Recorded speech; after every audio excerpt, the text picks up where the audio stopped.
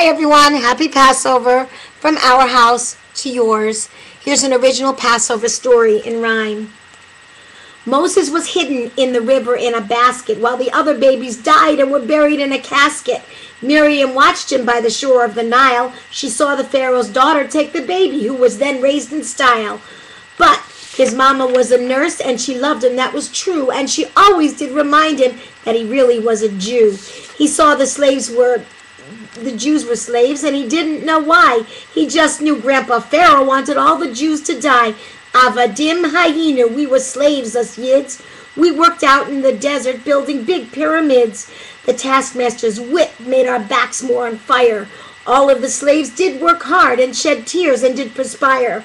Moses saw the slaves were working hard against their own will, and one of the taskmasters he did kill. Scared of Pharaoh, who was the ruler of the land, he took the taskmaster's body and hid it in the sand. Pharaoh found out and had a lot to say, so now poor Moses had to run away.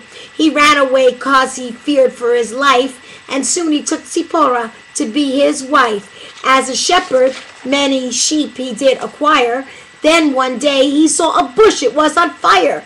A voice called out, it was God's, we did learn, from the bush that was on fire, but did not burn.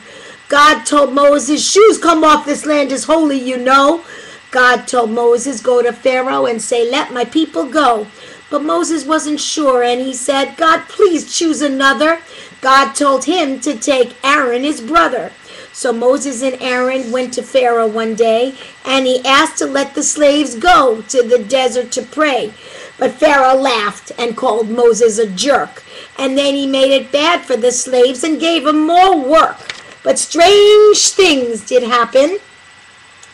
That's the news. But none happened in Goshen, the home of the Jews. First, the water turned to blood, and it lasted a week.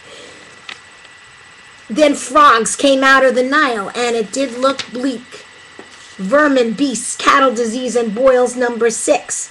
Hail, locust, darkness, Pharaoh could not fix. Each one lasted a week once it got started, but each time it stopped, Pharaoh's heart got hard-hearted. Then Moses gathered us together. He said, tonight's the night. God wants to set us free, and it would be all right. Moses gave instructions with his rod in his hand. He said, take a lamb and roast it, and eat it while we stand. Oh, then one thing more. Take the blood from the lamb and put it on your door. 'Cause while the Egyptians will be in bed, the angel of death will go over their head. This plague was the worst and was the last. So all of the Jews, we had to move fast. We escaped real quickly. Soon we'd be free, but we lost all hope when we got to the Red Sea. With the water in front of us and Pharaoh chasing from behind, we all gave Moses a piece of our mind. He wasn't sure what to do, so he and Aaron prayed to God, and then they were told to raise up their rod. When the rod was up, another miracle started. The waters of the Red Sea, they soon parted. The Jews walked through with Moses in the lead. Now from slavery, we were all freed. So every year we eat matzah we eat, and at the Seder tell a story that's neat.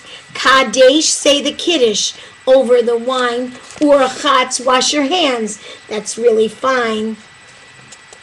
Karpas, dip the greens in salt water for the tears. Yachatz, make the middle matzah. Half of it you hide, then the yafikomen, keep it by your side. Magid, tell the story of the... It was really bleh. Manish tana halayla hazeh. Avadim hayinu, we were slaves, you and me. Atabene chorin, now we're free. God gave us plagues and miracles and other neat stuff. Dayenu, even one would have been enough. He gave us the Torah, he gave us Shabbat. He took us out of Egypt, and he sure did a lot. So we celebrate Passover, our freedom, and the spring. And 7 days matzah is our thing. Happy Passover, Chag Sameach, from all of us to you. Now this rap is really through.